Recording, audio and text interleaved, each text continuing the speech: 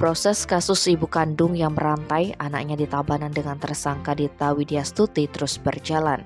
Setelah proses pemeriksaan dilakukan Polres Tabanan, sejak Senin 28 November kasusnya memasuki tahap pelimpahan ke Kejaksaan Negeri Tabanan. Kasatreskrim Polres Tabanan AKP Aji Yoga Sekar menyebutkan tahapan pelimpahan berkas kasus yang menjerat Dita Widyastuti sudah mulai dilakukan.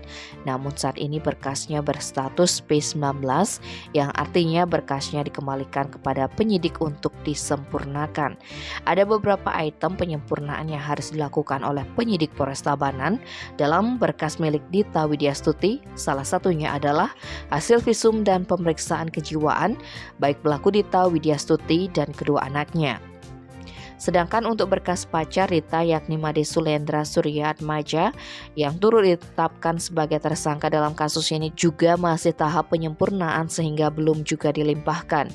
Seperti yang diberitakan sebelumnya, Dita Widyastuti, ibu dua anak asal Balikpapan ini ditetapkan sebagai tersangka kekerasan pada anak karena tega merantai dua anaknya DH dan DS di dalam rumahnya dalam keadaan rumah kosong dan mati lampu Sabtu 22 November lalu.